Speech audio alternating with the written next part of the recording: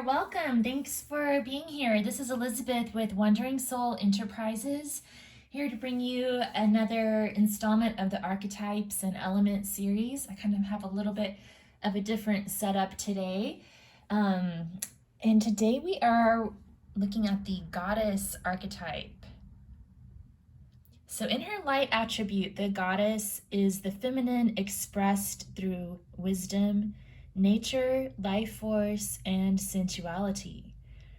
In her shadow attribute, she represents exploitation of the female nature and form.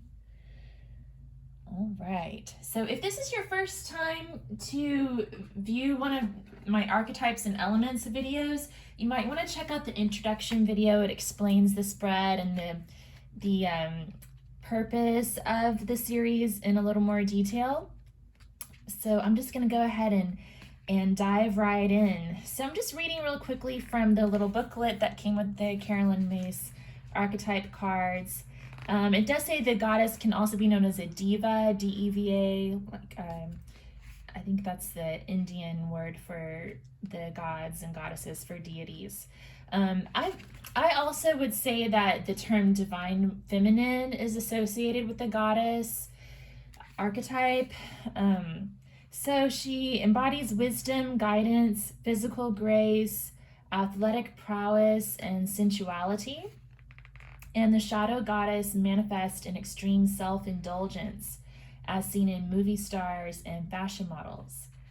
So to determine if this archetype is one of your core 12, look for lifelong associations with the image and personality of a particular goddess, such as Athena or Minerva, the able-bodied warrior woman and power behind the throne, Venus, beauty and sexuality, Isis or Durga, motherhood, Ocean, the East African Yoruba goddess of pleasure, love, and beauty, Astarte, fertility and sexual love, or Kuan Yin, the Chinese embodiment of compassion. Oh, I love all those goddesses. I think I have cards in the deck for most of them as well. So I don't think I have Durga, but I have a lot of cards in my Goddess Inspiration Oracle deck. So it will be interesting to see which goddess chooses to grace us with her presence today.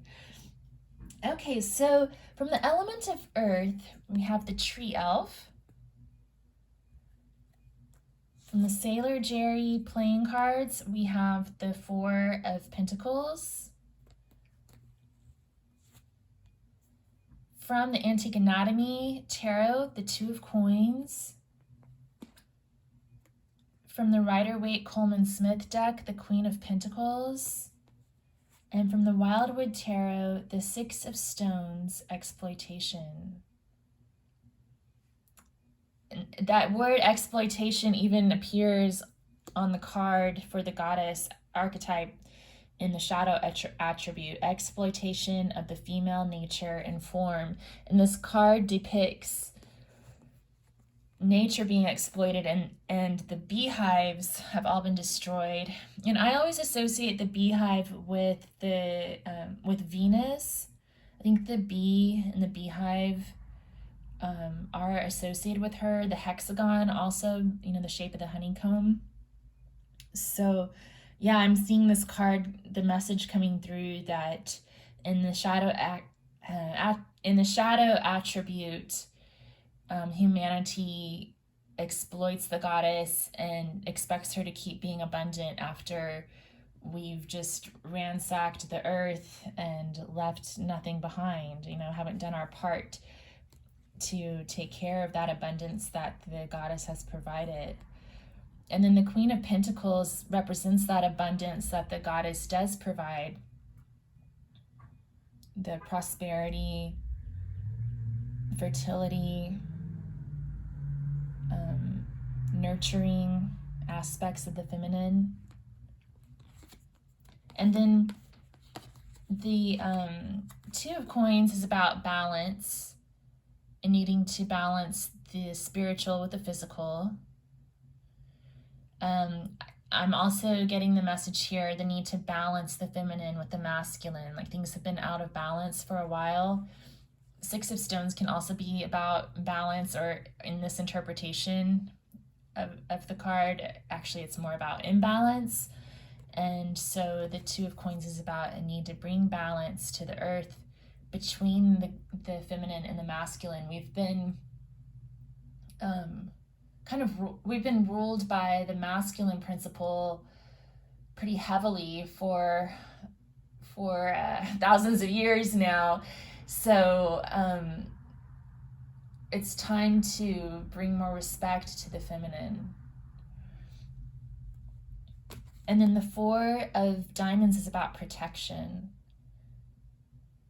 The need to protect the feminine and to guard what she stands for rather than to exploit her.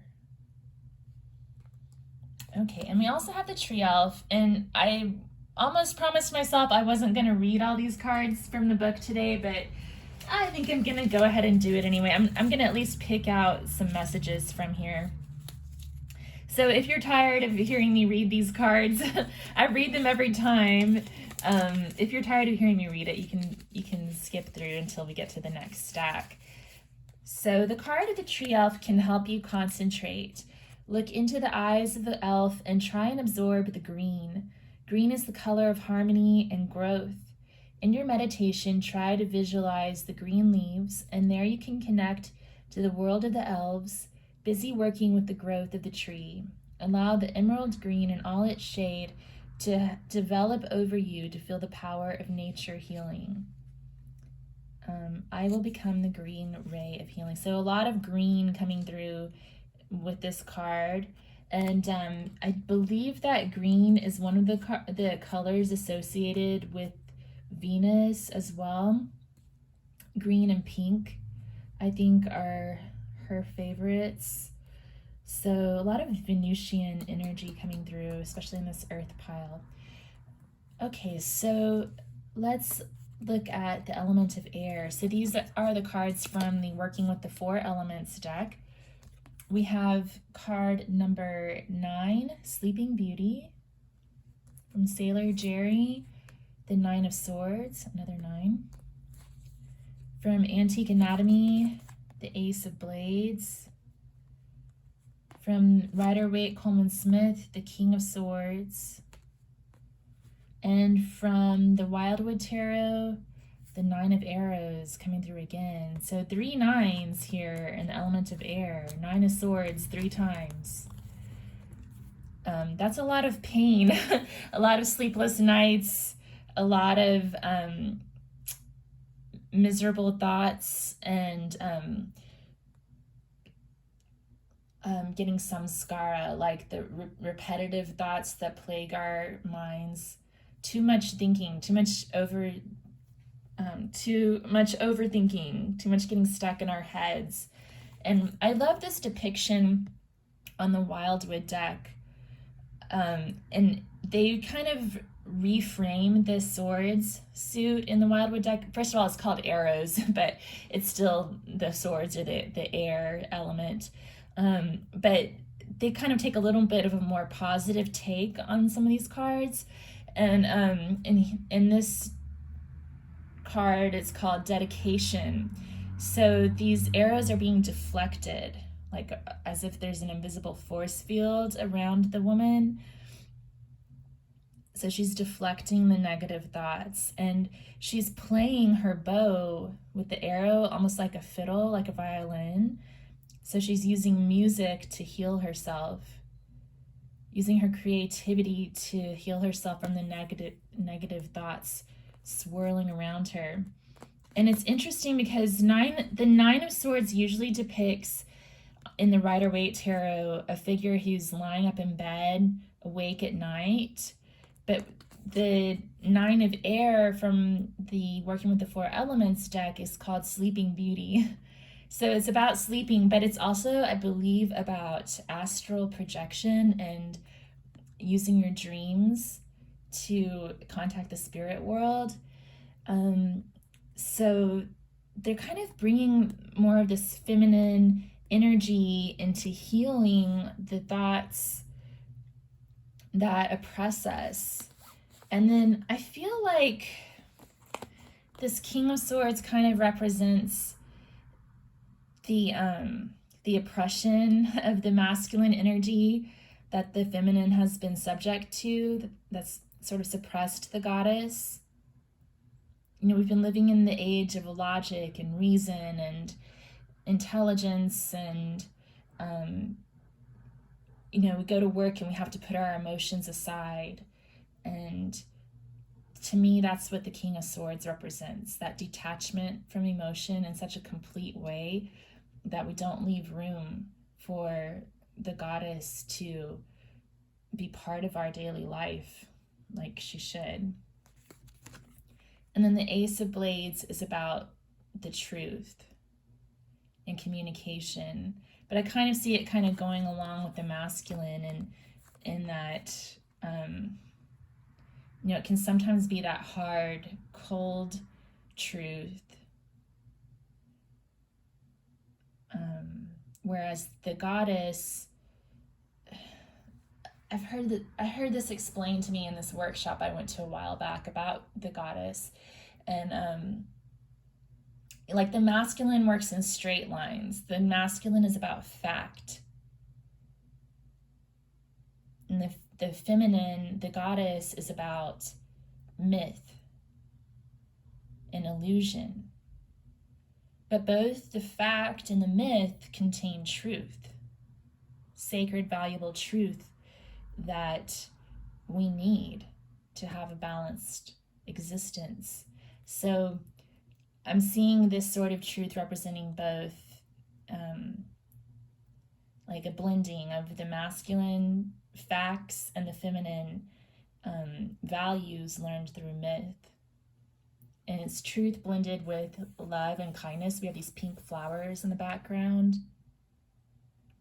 So it's sort of like a tempered truth, if that makes any sense.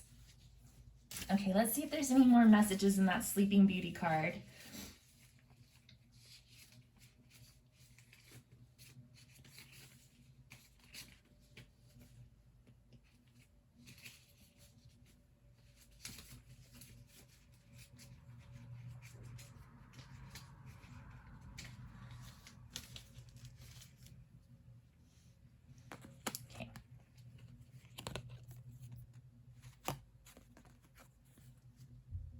In sleep, we are entering the astral world, a meeting place to our loved ones who have passed on, also angels and elemental spirits.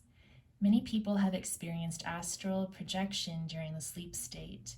The astral is the first world we enter into when we have an out-of-body experience.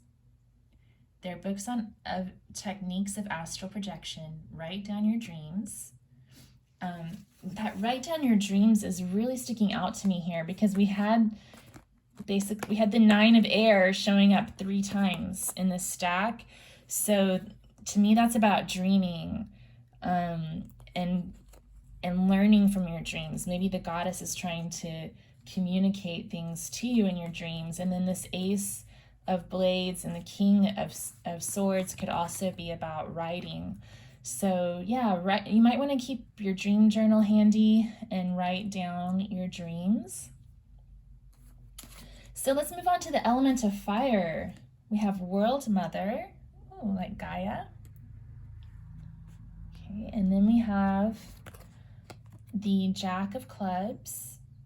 So he could be, I think most readers would interpret the Jack as the knight of the suit. So the Jack, the Knight of Wands, or you could also look at it as the Page of Wands. Then we have the 4 of Rods, the 9 of Wands, and the 9 of Bows. Lots of 9s coming up for the goddess. That's interesting, okay? So 9 of Bows, respect, guardedness. So I'm seeing 2 things here, that on one hand, the goddess needs to be respected and protected. And on the other hand, I think that in some cases, our masculine culture has a fear of the goddess, especially look at the look on his face in the Rider-Waite. He looks so fearful and wary. And then this masculine is sort of I feel like he's coming from a place of fear too, like he's trying to scare you off before you scare him, type of a deal, like hyper vigilant, I guess is the word that's coming to mind. So I feel like maybe these cards are saying that our culture can sometimes be a little bit hyper vigilant and fearful about the goddess's power. And then this Jack of clubs can be about the masculine's desire to dominate as well. Like I feel like the Knight of Wands in particular has this desire to dominate everything, and it's sort of an immature energy. So I'm getting some shadow attributes here, kind of talking about the environment that the goddess is up against. And then this Four of Rods is about union and celebration, coming together, balancing the feminine with the masculine. So that's sort of like the end game here, is to achieve a balanced, stable foundation where the goddess and the god are both respected. And then we have the World Mother, Gaia, a lot of green again. She kind of looks like the Madonna a little bit. I'm trying to see what that is around her head. It kind of reminds me of the Ouroboros with this little symbol down here. Let me know what you think that looks like. Okay, let me pull up the booklet.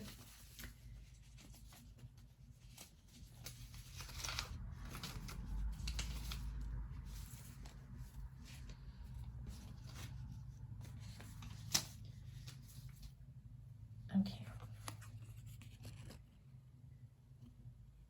World Mother. And this is card number 4 as well. We had 4 of Wands, and this is card number 4. She appears in a Madonna-like form to minister her wisdom and healing. At the time of birth, she brings her healing to the mother and child and is accessible to everyone that contacts her. She is an evolved archangel, endlessly pouring her love and teaching over the earth plane, working in the same cosmic consciousness as Kuan Yin and Waite Tara. Wow. So the teaching, nurturing energy, mother goddess energy. All right, cool. Lots of 4s coming up in this reading too. We had a 4 here as well. Water, card number 10, Rose and a Wave. So I think that has something to do with changes and being calm amid the changes, but we'll look it up. Oh, another 10. 10 of Hearts, happiness. Card number 6 of Elixirs. So nostalgia, love, reunion, learning from the past. 3 of Cups, another card of reunion, celebration. And the 6 of Vessels, reunion. So yeah, the cards are coming through saying there needs to be some sort of a reunion. The goddess uniting with humanity again, I guess. Or being brought back into power again, being reunited with her power. What does Rose and a Wave say? And I think that, you know, the suit of water is about emotions, and the goddess rules the emotional realm. You know, the masculine isn't really known for being emotional. So I think the cards are reminding us about how important the goddess is in our life. Without the goddess, we don't have this love and happiness that we all seek in life. Rose in the wave. Okay, now I remember. Yeah. So it's a card of reverence. So this is about placing flowers on the water as a gesture to please the water spirits, or when someone's drowned at sea, to place the flowers on the water as a mark of respect. And the suggestion here says, have a ceremony by the side of the water. Lighting a candle, place flowers on the water. I will become as still as a lily pond. This card, look, it has little candles. I guess they're little vessels, little bowls with candles on the water.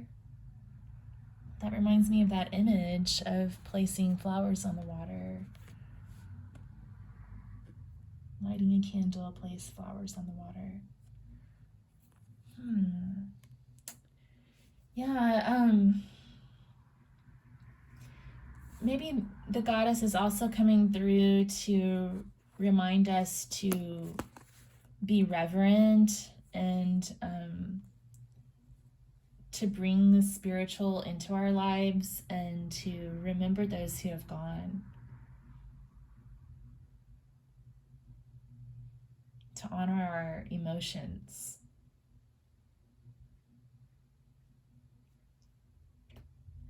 Okay.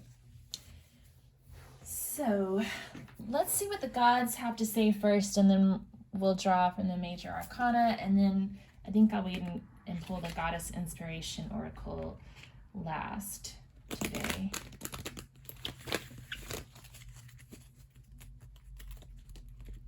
So this is the Gods and Titans oracle. I'm shuffling right now.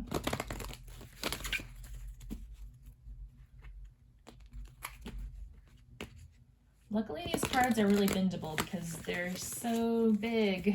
It's hard to shuffle them. They're very flexible.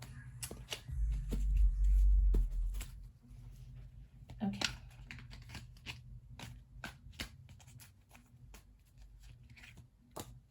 Okay. We have Nuada, perfection. So the story of Nuada is that he lost his hand. He was the king, and he lost his hand in battle. And the law of the land was that no one with any sort of handicap could be the king. So he was forced off the throne, and his brother took over as king and did a horrible job.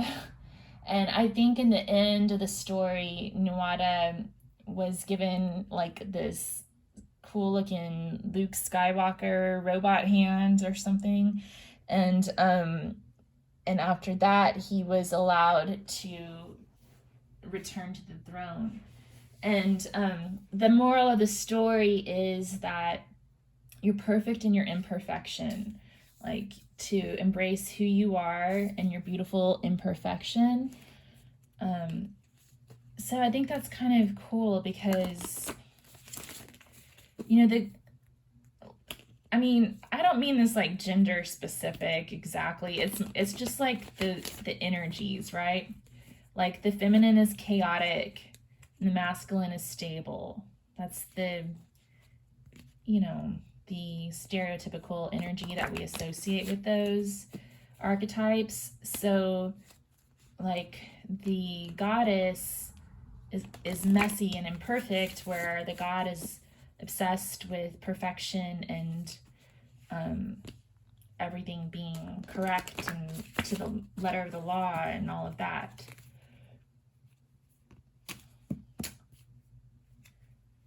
Okay, those were 3. Let's just get 1. So now I'm drawing some cards from the major arcana of these 3 tarot decks. Oh my gosh. I'm going to start with the Antique Anatomy Tarot. Just get 1 card, please. Thank you. Ooh, Death. Transformation. So death indicates transformation, death and rebirth, destruction and reproduction.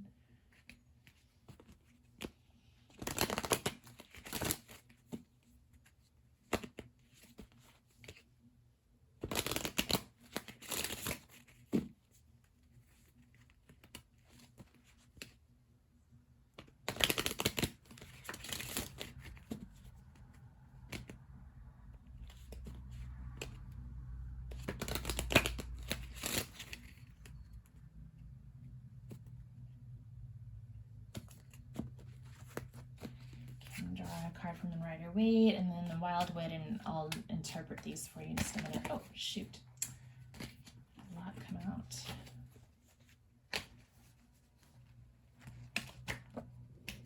Okay. The Chariot.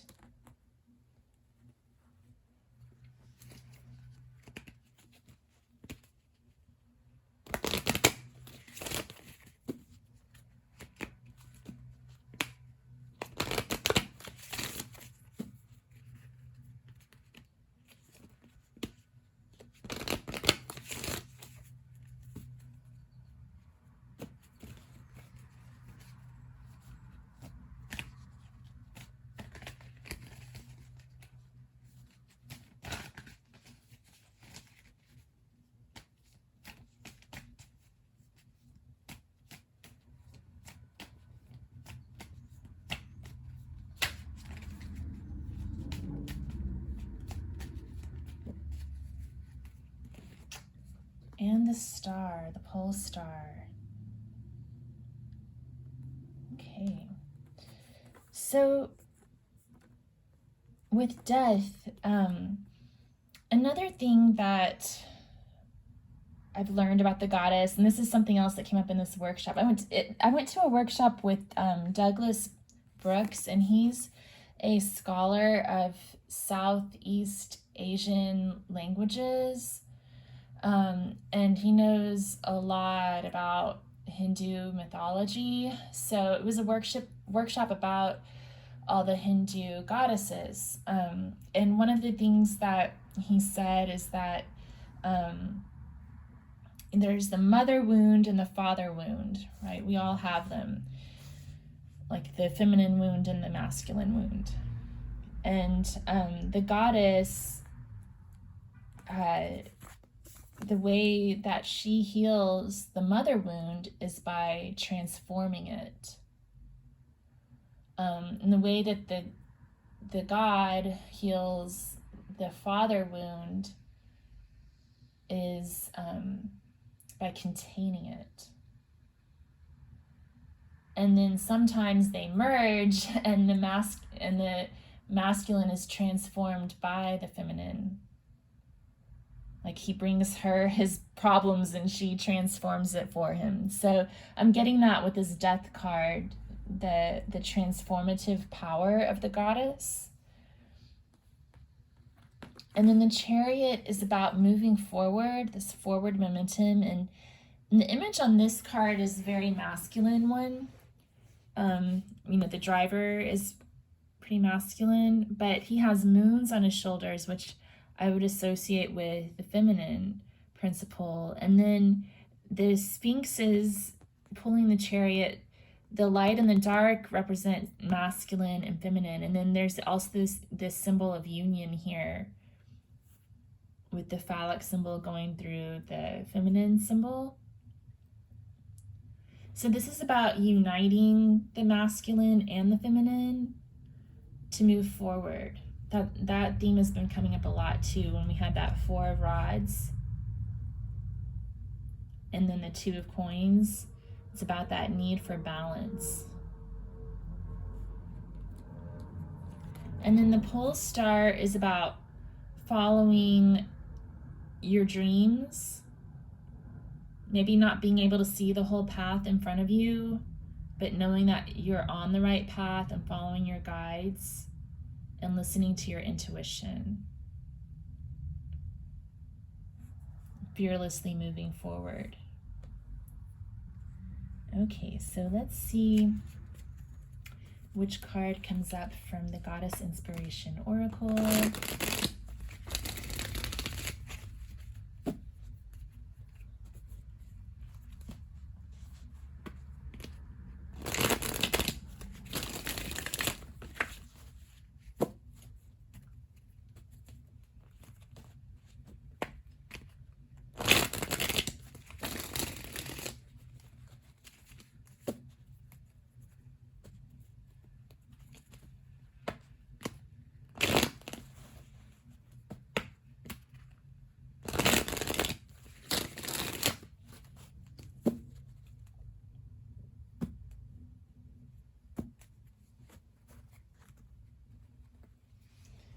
Okay.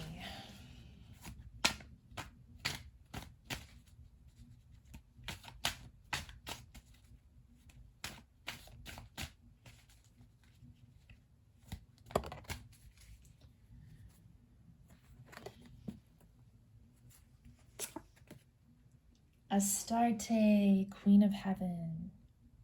Use the past as a lesson and move forward with love. I think that Astarte is like one of the oldest goddesses. That's why I'm so excited that she's the one who showed up.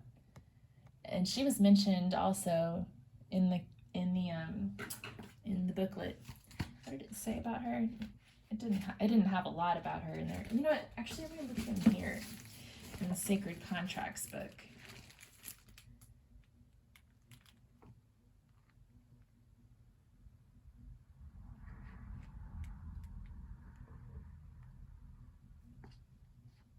I don't know if she's mentioned in this one.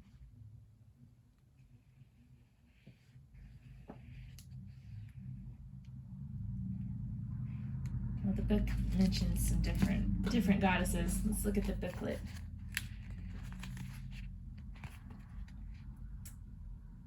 Yeah, in the Carolyn Myss book, it says that Astarte is associated with fertility and sexual love. Yeah, so she's like the precursor to Venus. But let me look in the Goddess Inspiration Oracle, and we'll read from there.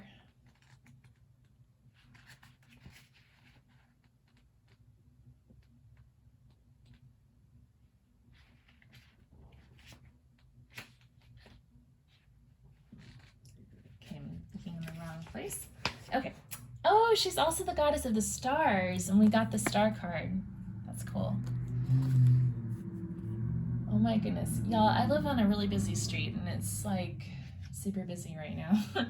Sorry about the background noise, but it kind of is what it is. Okay, so Astarte, Queen of Heaven. This is the goddess of eternity, the stars, and sexuality. This Assyrian goddess is one of the most ancient deities honored by humanity. Her shrines date from the Neolithic period of the Stone Age. Honored as the Queen of Heaven, Astarte was thought to rule over stars, who were believed to be the brightly shining spirits of the dead. This connection to death also suggests another function of Astarte as a goddess of war. However, most consider Astarte an early incarnation of Aphrodite, the Greek fertility goddess whose Roman counterpart is Venus. As such, Astarte is associated with sexuality and love. And one of the symbols for Astarte is a circle surrounding a star representing the planet Venus. Wow, that's so cool. So she's also associated with death, which we had the death card that came up.